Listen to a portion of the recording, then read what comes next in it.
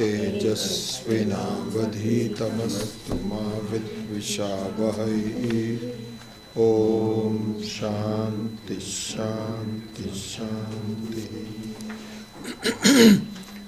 पार्थाय प्रतिबोधितां भगवता नारायणेन स्वयं व्यासेन ग्रथितां पुराणमुनिना मध्ये महाभारतम् अद्वैतामृतवर्षिणीं भगवतीम् अष्टादशाध्यायिनीम् अम्ब त्वामनुसन्दधामि भगवद्गीते भवद्वेषिणी। यं ब्रह्मा वरुणेन्द्ररुद्रमरुतः स्तुन्वन्ति दिव्यैस्तवैः वेदैः साङ्गपदक्रमोपनिषदैः गायन्ति यं सामगाः। ध्यानावस्थिततद्गतेन मनसा पश्यन्ति यं योगिनः यस्यान्तं न विदुःसुरासुरगणाः। देवाय तस्मै नमः। देवाय तस्मै नमः।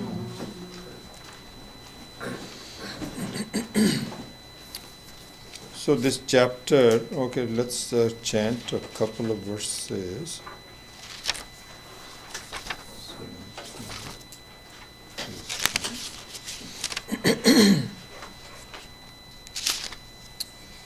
Chapter 5. Let's chant 16, 17 and 18.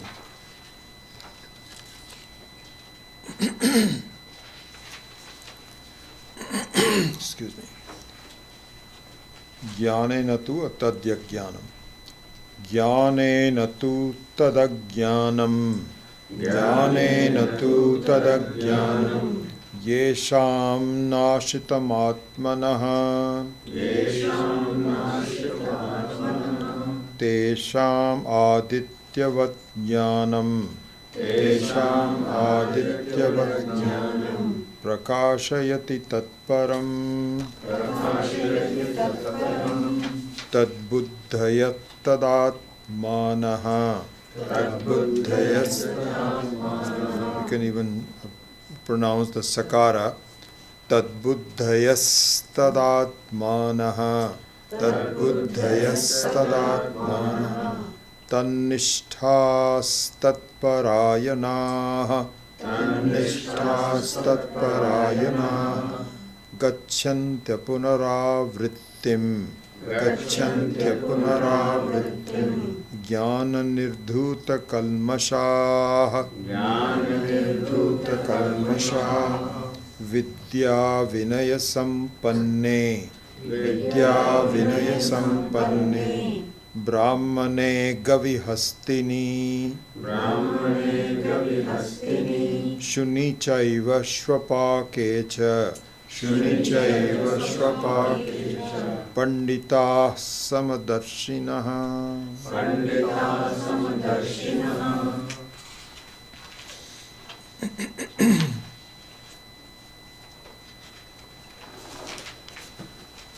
So we were looking into verse number 17 last week. Tat buddhayas tadatmanaha. Tat nishtahas tat parayanaha. Gachanti apunaravrittim jnana nirdhuta kalmashaha. This is the verse that we were looking at. So this whole chapter is called Sannyasa Yoga. This number 5, 5th chapter of the Bhagavat Gita is called Sannyasa Yoga. So Sannyasa Yoga is devoted to jnanam, knowledge here. The emphasis, the primary emphasis here is to knowledge, and through knowledge gaining an internal renunciation. This is an important thing to focus on. Let's just look at that for a minute. What do you mean by internal renunciation? So, excuse me, I'm following the lead of Swami Paramarthananda on this, very good commentary on this, and I think I'm going to follow his reasonings and so on. So what he said was, and also explaining a lot of the main teachings of Swami Dayanandji, he spent so much time just talking about this over and over again as a very key part of improving our lives. Okay, is this whole area of the sannyasa yoga, internal renunciation. So let's just focus on that as a topic. So here Swami Paramarthananda pointed out that external renunciation is not totally possible, neither necessary nor possible. So, for example, you say that, I want to renounce the external world. I don't want to work anymore. I want to, and in fact, there are some people who go to extremes and they even renounce their families. They say, you know what, I'm going to just take sannyasa. And that's always an issue with, with people who want to really take seriously to sannyasa, and they hurt others because they might be married, they may have children, and so on. And so this is a case of external renunciation. You want to change the outside things somehow or the other, so that you feel that I just want to study, I just want to be with myself, whatever reasons there are. But the main thing is that you want to renounce externally. So here Swami Paramarthananda says that you cannot do it totally. You can do it to a certain extent, and some of it may even be justified. But for most cases, this is a lost cause, not recommended. Why do you say that? Because Swamiji also pointed out in my own experiences of people that you can live in ashram, because what is going to happen? You need food. You need some health care for you to continue. So you are still dependent. You cannot just simply sit together, and only reason that you can be externally completely renouncing everything is where you sit under a tree and you don't eat any food. You just let your body just die. Then that is external renunciation. That's not going to happen, because when you renounce externally, you will join some ashram. That means you're dependent on the food. You are now dependent on other people. And the life of an ashram has a life of its own. Believe it or not, there is politics there too. There's all kinds of likes and dislikes. I don't like that person, that he's making too much noise next door to me. I need to move. And etc. Swami Dayanandji gave this example. I think I may have told you that before, that there was this Swami renunciate that came to him. And Swamiji, I want to move away from Rishikesh because it's gotten very noisy. Rishikesh, in fact, really has become very noisy and very dirty, and it's not as that used to be in the old days. So this person says, I want to move away. So Swamiji says, where do you want to move?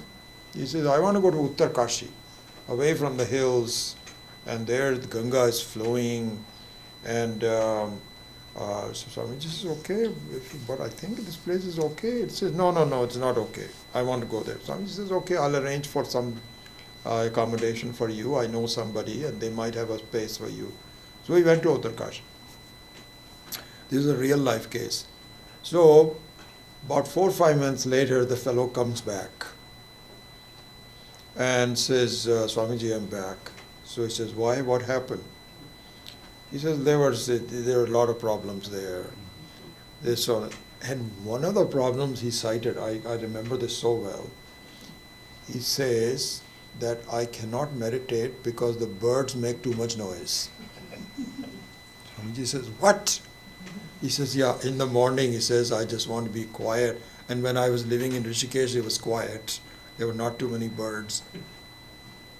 Swamiji says, this is the perfect case. The external renunciation has severe limits. Instead, what you need to do is to have internal renunciation. And so this is the topic of Sannyasa Yoga in the 5th chapter. And this is what we are studying. And this number 17 and 18 will clarify that a little bit. So here, going back to the very common theme that Swami Dayananji used to really tell us about is that don't you see that by not having internal renunciation,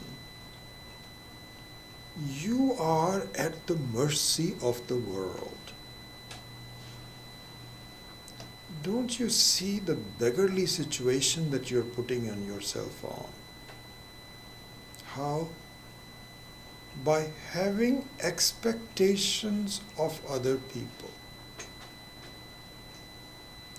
I want people to be nice to me.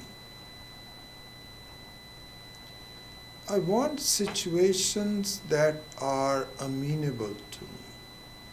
This is the basic defining element of my life. If you just examine your life and just think about it, what you find the common thing which is underlying all of your experiences is a set of expectations that people should behave in a certain way. That person was so rude to me. I don't understand that. Why can't people be so rude? What have I done to him? Expectations. I wish my spouse was slightly different than what she is. She keeps bugging me, or he keeps bugging me. Expectations. I don't like this place that much. I don't like that place. That is better. Let's go this same example as the Rishikesh example.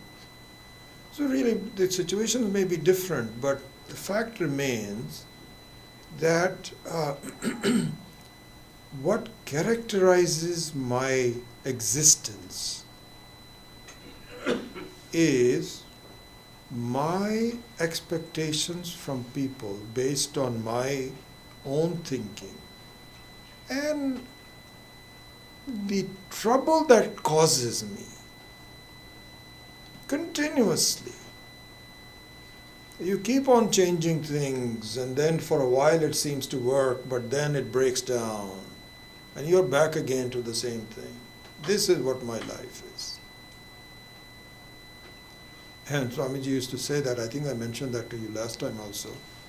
Swamiji says that, used to say that, listen, it's okay for you to change things. You can change things to a certain extent. But people even have expectations from their own beloved family. Marriages, perhaps you can change. Mother and father, you cannot change. What are you going to do? You say, my mother has these peculiar habits, and I wonder why she does this, and she calls me too often, or whatever. And children also. I wish my child would. Why doesn't he grow up? Why does he act foolishly like this? and so on. And so my life is as a normal person. This is normal. This is not abnormal. This is normal. I need to be abnormal. My idea is that I want to be free of all of that. But I don't know how to do it because I'm expecting everyone to behave in a certain way. This is the issue. This requires internal appreciation, internal renunciation. That's the word I was looking for, renunciation. This is the subject of that. What it means is, please try to go in the direction of changing yourself rather than expecting others to change. Please start that. This is the way for happiness. No, it's very difficult for me to change. I can't, how can I change?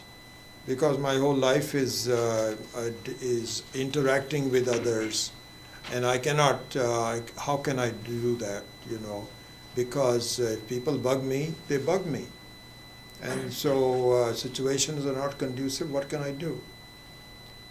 So the whole idea of the study of the Gita and so on is say, please do this. There are two of you all within yourself. The lower self and the higher self. There are two of them. As a lower self, you are a normal jiva. You're a normal jiva.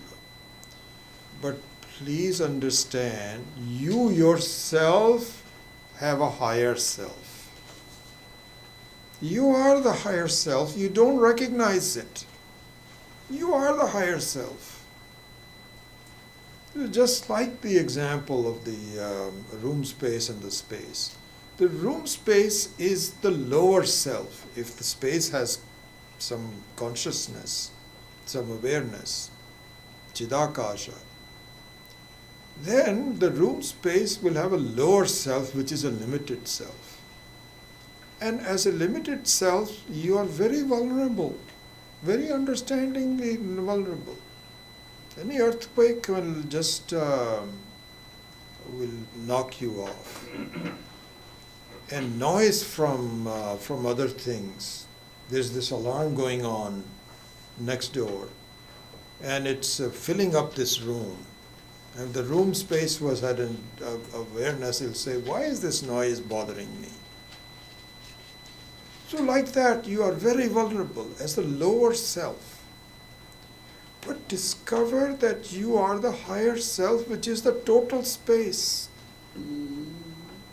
Similarly to that is the fact that every individual is both an individual as well as the whole Parameshwara, Paramatma, Atma. Same person. So therefore it is said that please do the following. Instead of knocking your head at the doorstep of making everybody behave the way you want them to be, please give that up. This is not the way for you to really find happiness. Then what? Please go from the lower self to the higher self. Change yourself from one state to the other. And it's not going to be easy, but the results are phenomenal. Imagine yourself who is oblivious of others bothering you. You are independent of all of that. Imagine that. Is it possible? Absolutely possible. In fact, that is your birthright. That is where you are. You're entitled to it. Mm-hmm. But start on that whole process. And Swami Paramarthananda was saying in his commentary, really the mark of a wise person. Here the word Pandita is used in number 18. Sorry.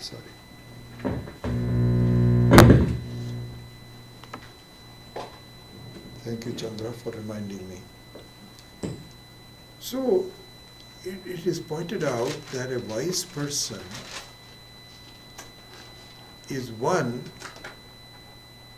who is not bothered by things that are not according to his liking.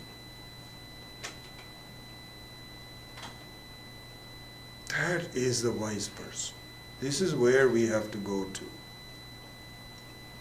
Because if things go according to my liking, there is nothing big deal about it. That's a natural phenomena in life. But to be happy when things don't go in your direction, that is the real mark of a wise person. Then you are freely independent. So now, if we look at it from that perspective, let's re-examine and complete verse number 17. Very beautiful steps and important steps given in here. Here, let's rearrange the words by looking at the steps. Step number 1 is Tat Parayana. In number 1. Then the second one will be, well, let's just go to the first one, which is Tat Parayana. I'm going to look at some of the commentaries that Swami Paramarthananda had given on this. Just one second.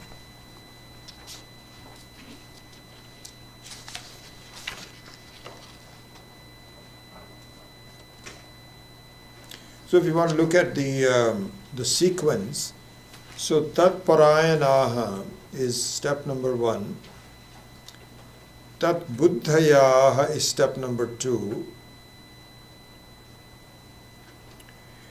And Tat Nishtha is step number 3. So,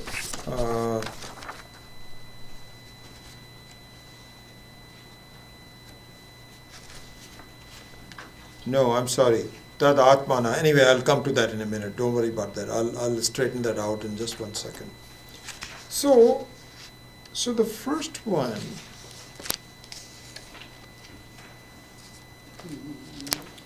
is Tat Parayana.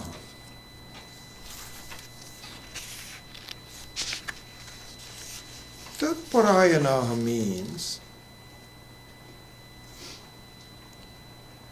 to engage in some serious study and discussion that these two selves are the reality and possible.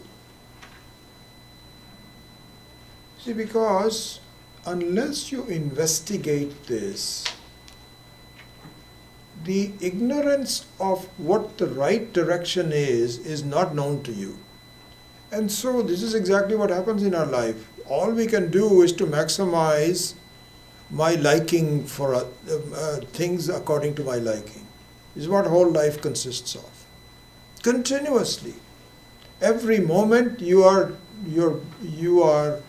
governing your life based on being with agreeable things and avoiding disagreeable things. Sorry state of affairs. But the first one is Tat Parayana, means to actually be introduced to an alternative. Because the alternative never even occurs to us. And it is reinforced by the world we live in.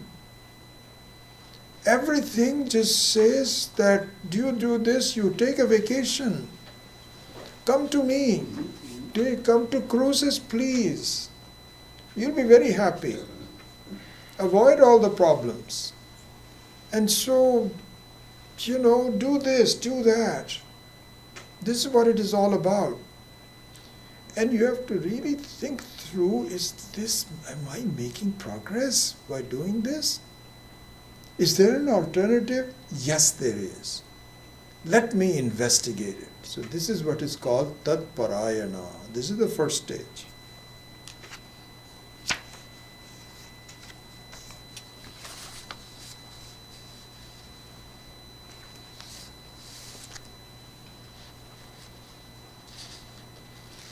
Yeah, so I think his words, Swami Paramarthananda's words are, moksha is the capacity to be comfortable even when the situations are not to my expectations. This is the final progress that we have to make. Is it possible? Yes. Through internal renunciation.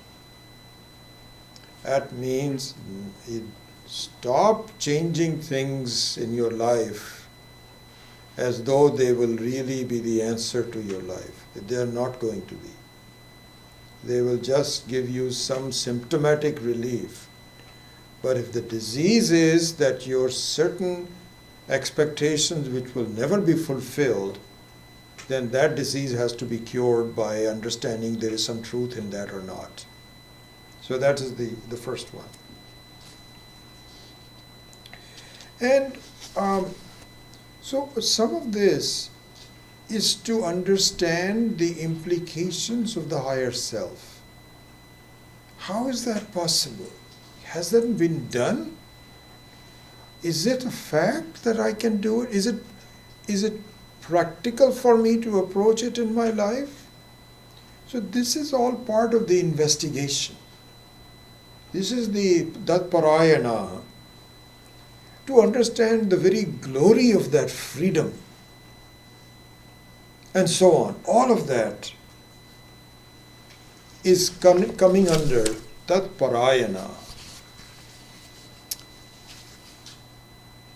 Then comes Tad-buddhaya. Second step is Tad-buddhaya.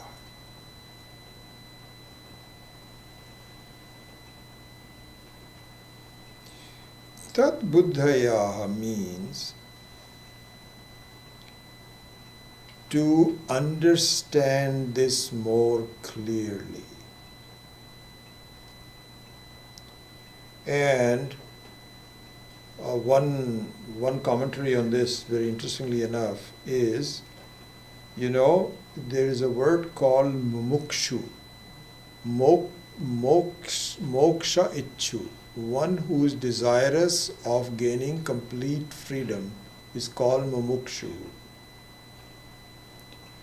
So the fact is that whether you define it or not, everyone is a mumukshu. Now, there is a technical aspect of the word mumukshu, which is called sananta, which is the grammar in Sanskrit. It means intensely desire. The intensity of desire may be different. That may be true. Like, for example, the given example is that if you are, Swami Viditananda gave this example a long time ago, and there he says that supposing you're hit by something badly, like in the old days they used to say arrows, but let's say there is a bullet that has hit you, and you are now in, bullet means that your life is threatened.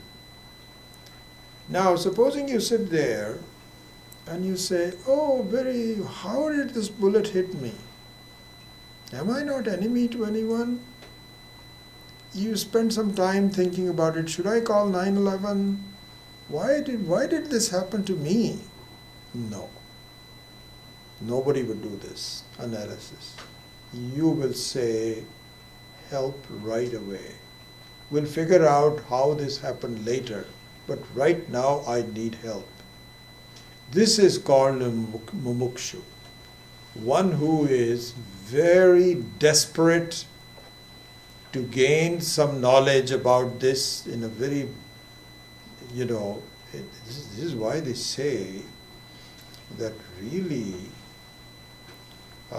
severe problems in our life are a great help for us to find some freedom. If you have a life-threatening disease, then this is one of the side benefits of it, is that you become very serious students, because you know your life can be gone in just a second. Otherwise we'll say, nothing is going to happen to me, I've got plenty of time, we'll study Vedanta when I'm retired, it's no big deal. But if you have a problem in whether you can survive or not, you want to study right now, not later. So everyone is a mumukshu to a certain extent. But then, tad buddhayaha is slightly different. A mumukshu changing into what is called jigyasu. The word jigyasu is used. Gyatumichu. Gyatumichu means to know how. How is this going to be done? This is an important transformation. And that's happened to me. Actually, I can give you my own personal experience. Okay? Because when I first met Swami Chinmayananji in 1973, through his lectures on Bhagavat Gita, chapter number 7, in Lone Mountain College in June of 1973, that was a complete transformation. Because to me, for the first time, I realized that the higher self is possible. And through a very credible person, I'm indebted to him. In fact, I tell you what happened, just to give you a short summary of this. The first thing that really changed my life was the autobiography of a yogi by Paramahansa Yogananda. And I'll tell you why that was so important to me. Because before that, I was just a normal engineer, skeptic about what's happening in my life and, just threading my way through it and so on. When I read that book, it really shook me that there's some amazing things that can happen. And it presented this in a, it didn't say that, buy this book and then enroll in, bless the heart, there's a lot of organizations like this who say, come to our classes, and it's very cheap, it's only $250. Nothing like that. It said, listen, there's some interesting things, and if you want to know about it, I thought I'd write about it. And I was highly impressed by it because it shook me that this is a possibility. And Ishvara is in his kindness. I tell you, everybody's life is all clearly helped by Ishvara. The next thing I know is Swami Chinmayananda is coming to this too. And when he talked about the 7th chapter, it certainly dawned on me that, oh my goodness, there is a higher self in me that is possible. And so I really became a mumukshu right there then. Changed my life completely. But guess what? It didn't last. I spent a couple of years with him and worked I wouldn't say it didn't last. It lasted. It was there. But there was a next stage of my understanding, which is to meet Swami Dayananda.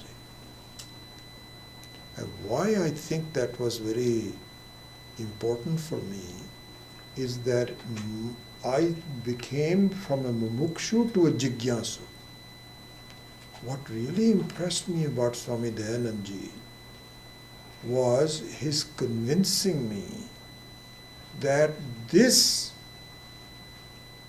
elevation from the lower self to a higher self can be done systematically, structurally, by study, by dedication. Here's what you need to do. Here's what all the things. And again, he did it not in a kind of like an ad or a commercial or through agendas or anything. Just observing his adherence to the principles of knowledge systematically convinced me this can be done in my life. And soon after that, I decided I'm going to change my life. Until then, I was working with HP and just trying to be like everybody else, trying to do the ends meet and so on. All of us, I had a special issue because I had a wife and 2 children, and I want to now study this. Why? Because this is the second stage. The first stage is Tat Parayana, which is I'm just giving you a personal view of this, my meetings from Chinmayanandji. Second one is Tat Buddhaya, meaning that I need to translate that into something which is definitely achievable by me through study. And I need time to do that. Then, as you know, I've already shared my history with you, that my wife was not happy, but she agreed. And I took leave of absence from HP, and I studied with Swamiji, and heard some people. My kids were also not, they were in this village-like atmosphere. My wife also was, and we had to give up our home and so on. But to me, this was, and I'm very grateful that they sacrificed their lives for me. But that just became an obsession with me. I've got to do this. And I'm very happy that I created a structure of my own thinking after studying Sanskrit, Bhagavat Gita, Upanishad, Brahma Sutras, Puranas, 2.5 years of intense study. And so this is what the next step is, Tad Buddhaya. So Tad Buddhaya means that you now translate not into casual study, but something which is transformational. So this is the thing. Then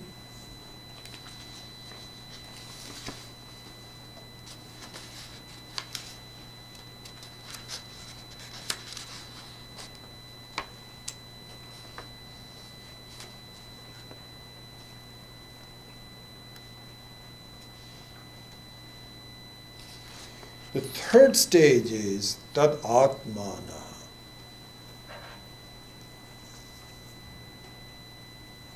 Tad Atmana.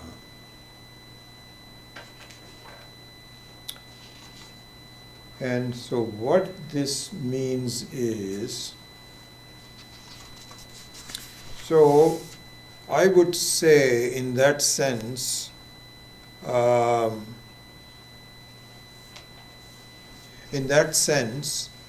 the first two, which is Tad Parayana and Tad Buddhaya, is learning. Learning, listening, and so on.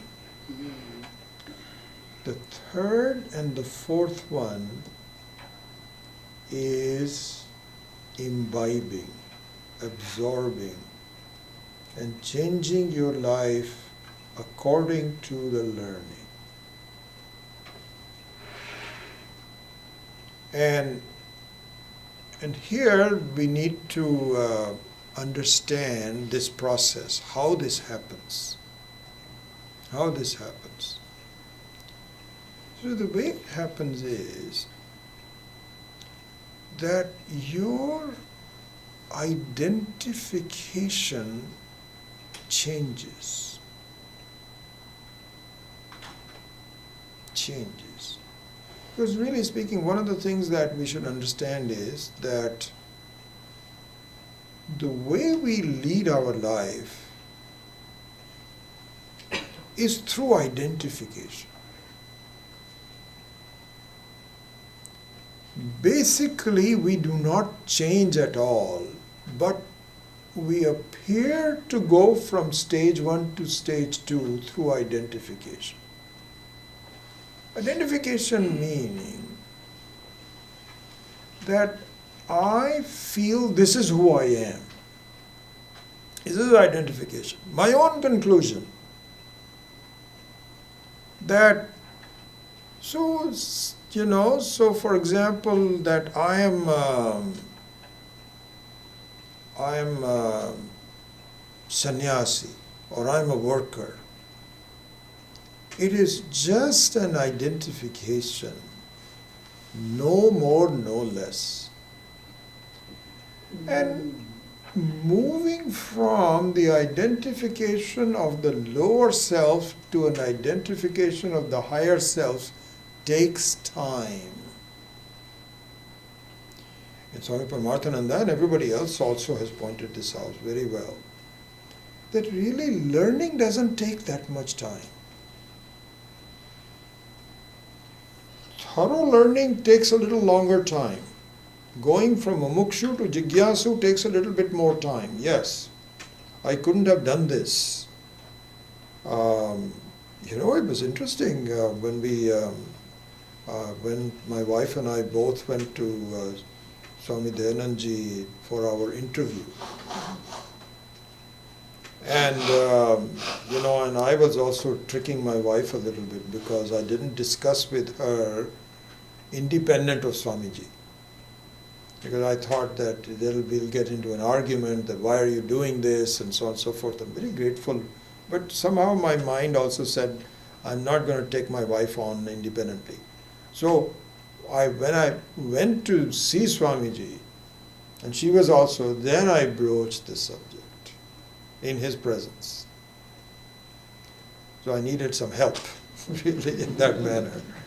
So I said, Swamiji, I would like to become a student, but I don't know if it's possible or not. Well, we had a big discussion, and Swamiji asked my wife, what do you feel? And she says, Swamiji, I don't, why is he doing this? How is it going to affect our lives? I don't know. And so on and so forth. And then Swamiji asked, can you financially pay for it? So we didn't have much money, but we said, we'll rent our home. We had owned a home in Las Gatas, and said we'll rent it.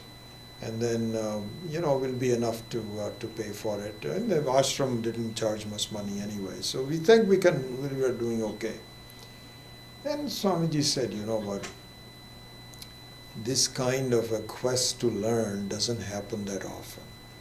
And that opportunity may not come again. So my recommendation is that if possible, please join. And then all eyes turned to my wife. And we were all just waiting for her. Bless her soul, she says, okay, all right. And internally I was saying, way! And then, and it's, I must say that it isn't just those 2 years. I have changed the course of my life. And she's affected by it because she's not a student of Vedanta. She's just a normal person, good person, very wise person and so on, but not a student like I am. So our lives, have created a problem. She has her own ideas on what we should go. She would like to have more parties and so on and so forth. I can't. My life is different. So, it's not easy. But this is the way. I cannot change now. So anyway, the next two is tad atmanam tat nishthaha, is the imbibing of the teaching. First two are learning, and the next two are imbibing the learning. And so let's look at the stage number 3, tad atmanaha. What that means is you now have a change in identity, but you're not used to it yet. So you have to discard your own identity and take up the new identity and this takes a long time. Learning doesn't take that long. Instructions don't take that long. Couple of years, 2-3 years and so on, you're done. But changing your identity takes a long time. This is where the wake of the old identity in the form of vasanas has to be dealt with. Because this is not an easy process. A interesting simplistic example of that, it was given by Swami Maheshananji. I think I was, in one of the classes I was explaining this, and maybe right here, where a person was given sannyasa. And I've seen so many cases where Diksha was given. Usually I would go to Rishikesh when Swamiji was there for, so Diksha, the sannyasa is given usually on Mahashivaratri day. And so one moment you are a student of Swamiji, having your own name, Devadatta. And next moment, you're given a brand new name and a new identity. You are called Swami Prakashananda or something like this. And I have seen this so many times. It's a beautiful thing to see. How, for example, so this is done on just to give you some experience on this.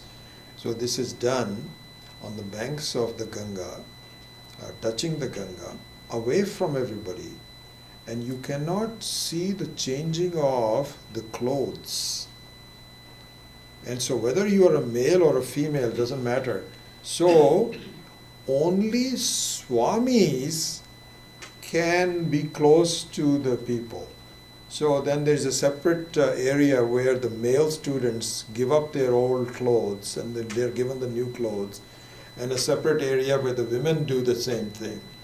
And so this is protected. You cannot see them doing this.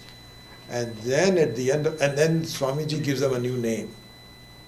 You are Swamini such and such, you are Swami Prakashananda, and they are wearing new clothes.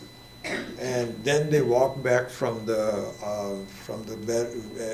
Ganga all the way up to the ashram, and everybody is showering flowers at them, and we're chanting and so on and so forth, and we offer our prayers to them and so on, and they have a smile on their face and a new one and so on and so forth.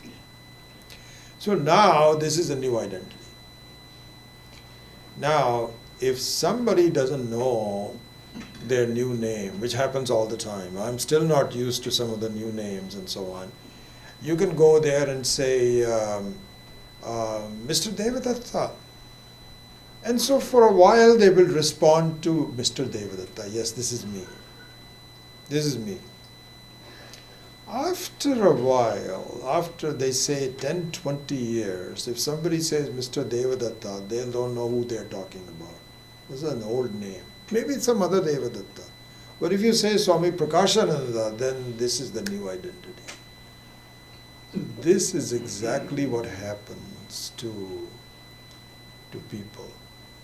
That you don't respond to your own old, also not own, but old identity, and you take over the new identity slowly. You can be given right away. You can say you are a big person, you are wonderful, this, that, or the other. But, I mean, so for example, I've been teaching and you give me a certain respect. You call me Vijayji and so on and so forth. But That also is an identity. If I just think now I'm a Vedanta teacher, and really I don't just want to be a Vedanta teacher, I want to have this higher identity of who I am. And I haven't achieved it yet, I'm still working through it. But it's going to come, I'm absolutely certain. So, the third stage of Tadatmanam, in short, is to slowly give up all the old identities and acquire and make the new identity real for yourself. What that new identity is was taught and learned before, but you have not gotten used to it yet. So the old vasanas still obstruct you. And the old identity was where you wanted everyone to be good to you. The new identity is one of internal renunciation, where you are not dependent on things being agreeable to you, but one where it doesn't matter whether it is agreeable to you or not. That way of looking at people, situations, yourself is the new identity. It is possible. It has to be done. It is really, everyone should be doing this. And in fact, you can say this is no identity. Instead of having a new identity, in fact, that could be postponed. We can quibble about some words. That could be the fourth Tat-nishtha. Tat-nishtha. So that means no identity. This is what is in the Mandukya Upanishad is called Turiya. So the only identity is that the natural I am the very self, which is the Paramatma. There is no other identity. I don't have. This is the total space. There's only one total space. There are lots of room spaces. A lot of changes in room spaces. But there's only one space. Once I have that, my identity is a very natural one. I'm done, I'm free. So this is the process. This is the process. So the process of sannyasa. This is why this chapter is called Sannyasa Yoga. This is the process of sannyasa. What kind of sannyasa? Internal renunciation, not external. External renunciation is not possible. It can be done to a certain extent, but not really. It's working on yourself, examining and making yourself free from all them. Here there's a very famous statement that Swami Paramarthananda was pointing it out. We have seen this so many times. This is from Mahabharata. Mahabharata. So I'll do that in Sanskrit first. It says, there are 4 lines to it. Tyaja dharma adharmascha ubhe sitya nritin tyaja ubhe satya nritit tyaktva yena tyajasi tat tyaja. This is the one. It's beautiful. So he says, tyaja means give up. Give up. What should I give up? Dharman dharma and adharma. That I want to do the right thing. I want to be a helpful person. This is also dharma. This is an identity. I was giving you that example that people have the identity that I work for an NGO which is non-profit. I'm a good person. This is also an identity. And of course, adharma. Adharma means I don't care about these things. What is there to do good things about you? You just take care of yourself, and so this is adharma. So tyaja dharma adharmacha. Ubhe satya anrite tyaja. That this is the right thing. So here satya and anrita means this is how it should be done, this should not should be done. These are the various political views and so on and so forth. Give all of those up. All of those up. And having given up satyanrite tyaktva, now comes the important one. Yena tyajati tatyaja. Give up all identifications. All identifications. I gave you that example that somebody was saying, I have decided to give up drinking. And so the person says, oh really? Is that the first time? He says, yes. He says, I have done this many times. So that means that I can give up drinking anytime. It's no big problem. But you know what? I drink because I can give it up. So your status as a drinker also has to be given up. And in fact, so this is the thing. Swami Dayananda used to say that until this becomes natural, you have to work at it. And then when it becomes natural, so for instance, suppose you became, you criticize someone. You are in the habit of criticizing someone. And then you discover this is not the right thing to do, I'm being too critical. And so somebody says something, and you immediately see the defect of it, and now you have to bite your tongue and say, you know what, I shouldn't be criticizing. Before I start talking, I just don't do anything.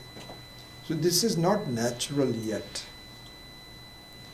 Then if you keep persisting in this, there comes a time when your loving, non-critical nature becomes natural to you. Now the transformation is complete. So this is the fourth one, which is tat nishtha. Tat nishtha. And so that your brahmanishta, that means that your identity is natural to you. These are the stages that we have to go through.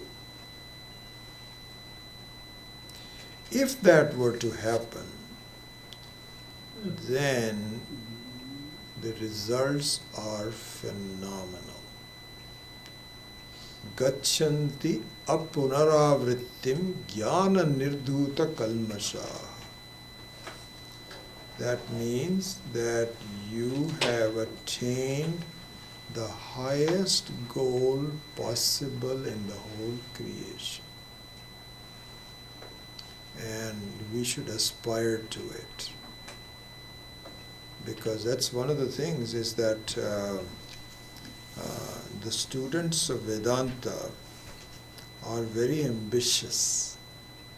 This is the highest ambition that one can have. Everything else is less ambitious and therefore limited.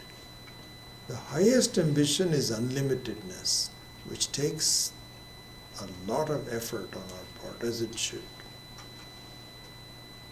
And the effort is very funny because there's nothing to be done, there's something to be known.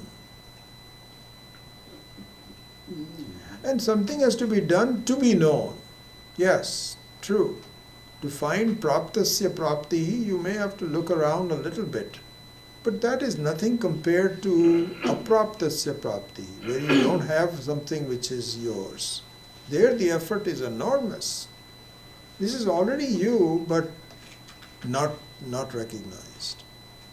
So this is the thing from. So these are the stages of one's aspirations. Very beautiful word. Tad buddhayas, tad atmanaha, tad nishthas, tad parayanaha, gachanti apunaravrittim jnana nirdusha kalmasha.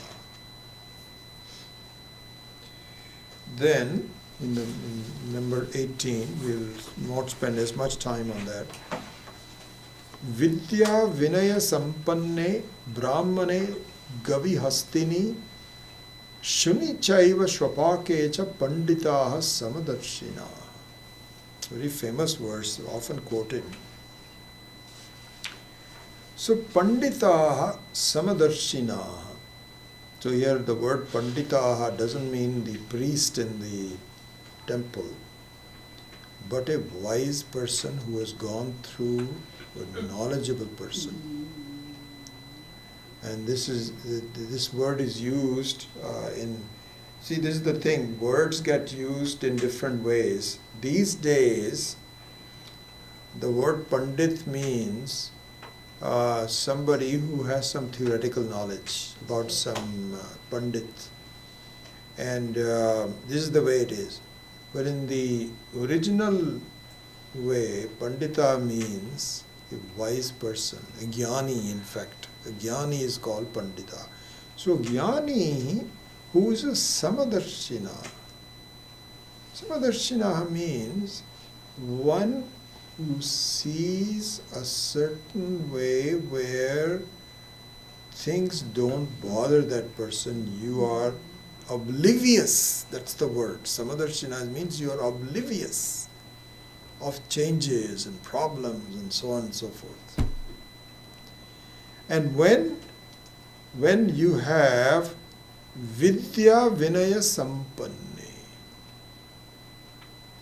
I mean once you have acquired this knowledge, and a very natural way in the sense that you're not proud of it. So vinaya, so the word vinaya he means humility. And humility that comes not from saying, oh, I'm such a great scholar. Not like that. So this is where yena tyajasi tat tyaja, by which you feel that you have acquired something, give that up also. No ego whatsoever. Just be it, not a desirer of it, and not a proud possessor of it, but be it. So that is called vidya vinaya sampanne. When you are like that, you view things regardless of what they are. So there it says, Brahmane gavi hastini shuni cha eva shvapakecha. Here some interesting words are used. So Brahmana. So we'll go into this in more detail. So Brahmana means a very learned, a good person is called Brahmana. And in fact they say, Shankara himself says it, Adi Shankara, that the real Brahmana is one who knows Brahman. The other uses of Brahmana are secondary, that this is a Brahmin priest, he was born in a Brahmin family, and this, that, or the other. That is all secondary. But the real Brahmana are the one who knows Brahma very clearly. It is called Brahmana. Then, the next one is used, Gavi. Gavi means a cow. In the cow, it means it's a seventh case. In the cow is called Gavi. So all these are seventh cases, which means in the location.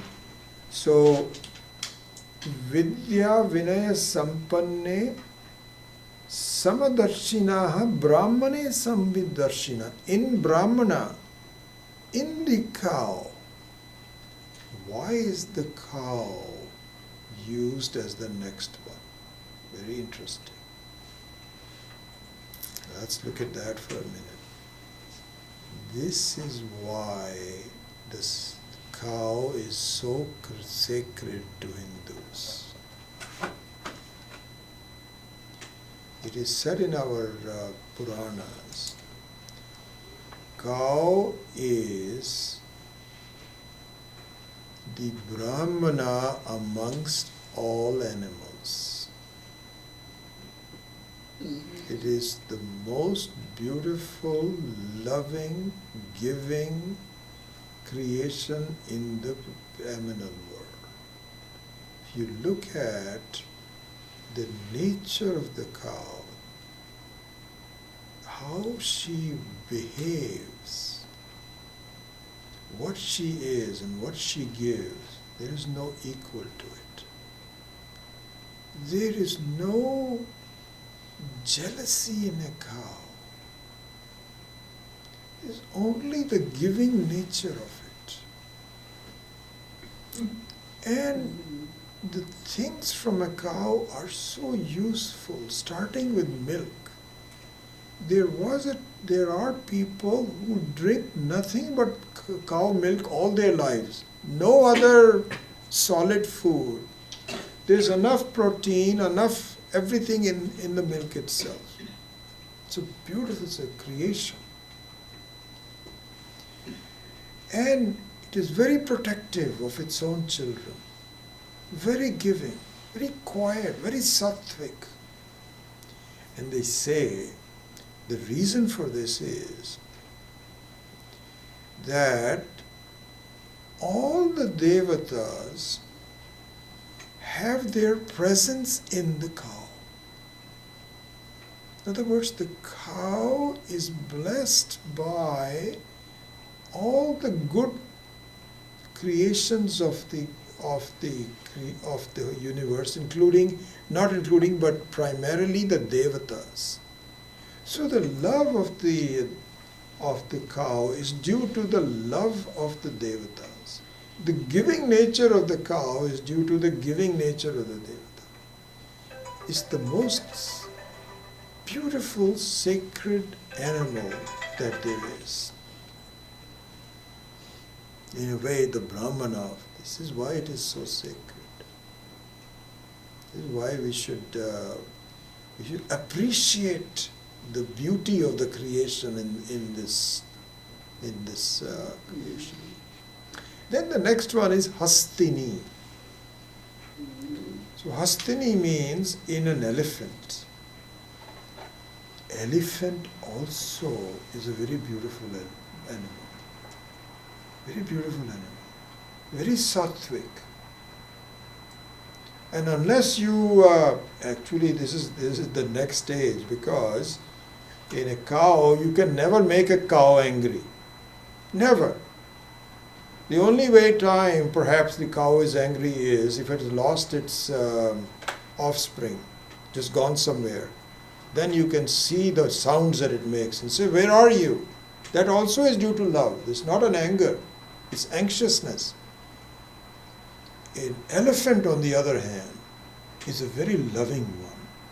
Always being very helpful to human being, but can get angry. Can get angry if you really, but normally it just keeps its anger in control. And another very beautiful thing, and all these, by the way, both of these cases they are vegetarians. Cow is a vegetarian, elephant is also vegetarian. Elephant will die if you just give him meat to eat. They won't touch it. So the sattvic nature comes from vegetarianism. And also Swamiji used to say that, he says, do you know the elephant People say, no, you're going to starve to death if you're a vegetarian. You will just atrophy. Hey, look at the elephant. All he eats is grass. He's the strongest animal on the earth. So that example is given. These two are on the good side. Now comes the negative side. Shuni is a dog. In the Shastra, the dog is not a animal that you should really be friendly to. I am just amazed. I was born with this, when I was born in the family and in a vegetarian family, I'm so lucky to have that samskara. Dogs were never allowed inside the home. Not even near the house. They are to be completely kept away. And now we find, my goodness, I come to the state where people love dogs more than other people. There's a student who's not here. She was recounting me her life story. Really speaking, she was not as upset as her husband dying as her dog dying.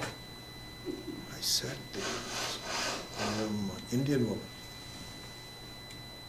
amazed. So this is the way it is, But and even today, I pray that my granddaughters do not get a dog in their house. Really, this is one of my prayers. I don't pray that often, but this is one of my prayers. God, please, please, please. So far, I think they're okay, but they're still vulnerable. I cannot believe this. And it doesn't say that the dog doesn't have good qualities and so on, but it's just that and of course it's a meat eater immediately. And it's very jealous of other dogs. And so all kinds of qualities that happen. So even just like you have a range of people all the way to a Brahmana, and then the last one is Shvapake. So Shvapake is the human being who eats regularly the meat of a dog. It's called Shvapake. So the first two are the very positive side. Brahmana amongst the top of the human beings. A cow which is the top of the animal being. To the other side where the dog is supposed to be very impure and kept aside. And the final one is Shvapake, who is the dog eater. So there they say that really all meat eating is to be avoided. But out of them, the person who eats the meat of the dog is really an amazing person who, whatever. But the Panditaha, so this is what is given, that all the positives and negatives don't make any difference to them. This is the way things are. You see them. It's not as though you mistake an elephant for a cow. I don't see any difference. They're all the same. Yeah, you try to go near an elephant, he's going to put the foot on you, and then you will find out. That's not it. It's just that they don't look upon these as differences. This is the Ishvara's creation. He has created some good things, some not so good things, and it doesn't really matter to me. I'm independent of that. So this is what is called Vidya Vinaya Sampanne Brahmane Gavi Hastini Shuni Chaivaka Shvapake Cha Panditaha Samadarshina. Samadarshina means that he has equanimity in terms of So this is just a way of expressing the thought that it is possible through internal renunciation, where you are no longer at the mercy of changes in your life and dependencies on others. You enjoy the independence of the Atma, and you now are insulated from the pinpricks. It's possible. It should be done, in fact. You should aspire for it. And this is the way to do it. And the result is that it doesn't matter what others do. You're okay with it. You're all right. It doesn't make it. Your whole identity is not based on the fact that things should be very pleasant to me. Doesn't matter. Whatever it is happens. You are your own person. So this is the essence of this Vidya, both 17 and 18 going together. And so I'll stop at this point and see if there's any questions. Otherwise, we will go to the next week. Om Asato Ma Satgamaya Tamso Ma Jyotirgamaya Mrityo Ma Amritam Gamaya. Om Purnamadav Purnamidam Purnat Purnamudachyate Purnasya Purnamadaya Purnameva Vashishyate. Om Shanti Shanti Shanti. Hari Om Shri Gurubhyo Namaha. Hari Om.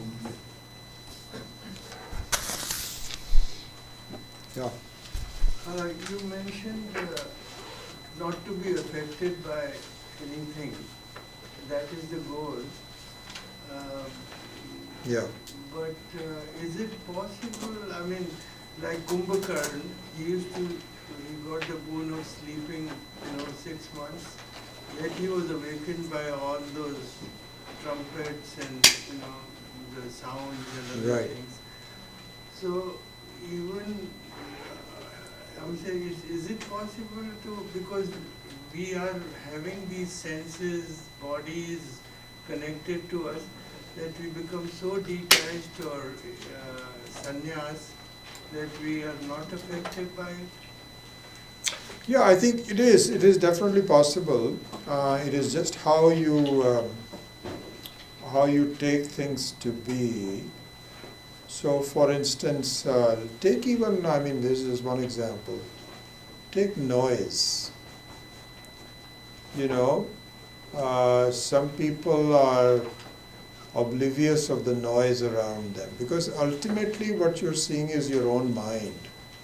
And if your mind is critical of the noise, both are hearing the same noise, but one person is, you ask somebody, they'll say, the latest thing is interesting. You go to these restaurants and not only are the restaurants noisy, they're deliberately noisy.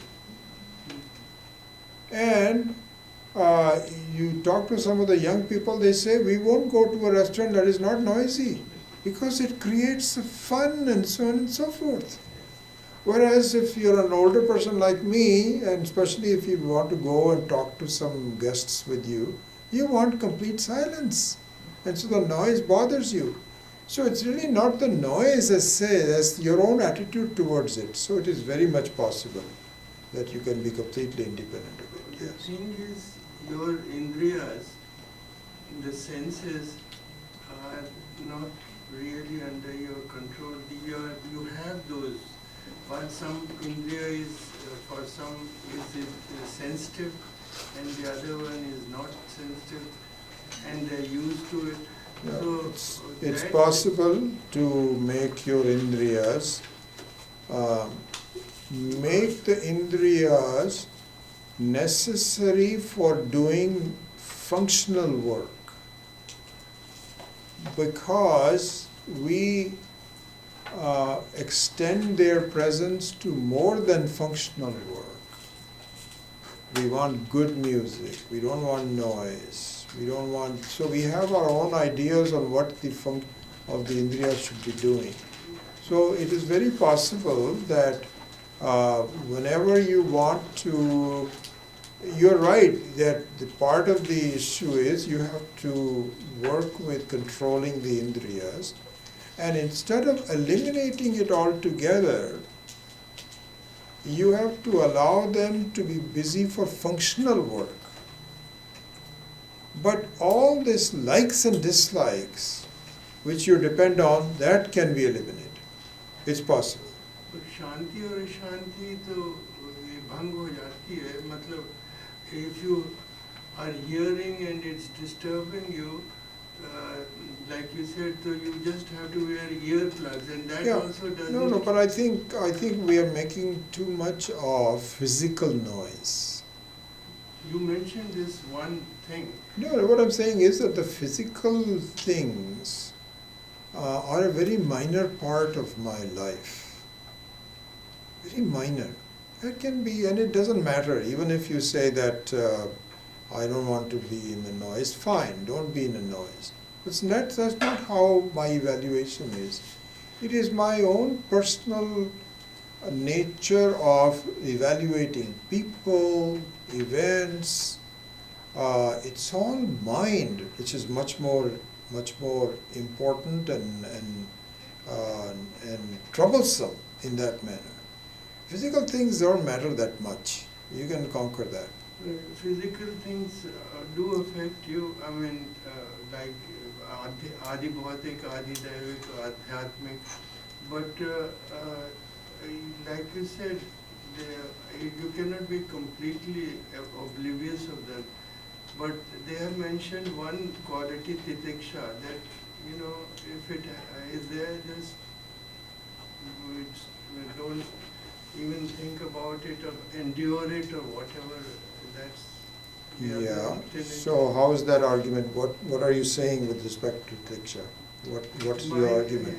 It is if it disturbs you at all and you can't change it, you can't go anywhere, or if you go somewhere, like you said, the birds are causing you the disturbance. That's the wrong thinking. That's what we're saying is that you are too dependent on other things being quiet, and it's again, I think we are focusing too much on the minor physical problems. That's not what initially, that's easily conquerable. And it doesn't really, so let it be fine. If there is a jnani, sapadarshinaha, and a person says that please be in the middle of a party, and he says no, that doesn't, that's okay. But the fact of the matter is that the mental issues that you have that dog us from time to time, those are conquered, and that's possible to do. Yes. If the whole thing is about internal renunciation, why bother with the Swami clothes and so on? So that helps in that manner. What it means is that you have taken the permission of the society to not engage in active work, so that you can actually devote more times to the study of this. And so, and this is the right thing for us to do in societies that permit it, and not in this society, but in India, you can do so. But the people who take on the clothes and so on, they still have a lot of work to do. So this is what is called vividesha sannyasi. Veditum ichha sannyasi means they want to know. As householders, we may also do the same thing. It's just that we have probably more responsibilities, families, and so on, so there's less time for it. But the two situations are the same. Out of the Swamis, the Vidvat Sanvasis, Vidvat Sannyasi means the one who already knows very clearly, Nishtha, Brahmanishta, are very few. Out of the ones that you see, most of them are also students of Vedanta, just like you and I are, but they are a little bit more serious because their situation is more amenable to them. So that's all that happens here. So some level of external renunciation may be appropriate, but the goal is internal renunciation for both, whether you are a householder or a Swami. Yeah.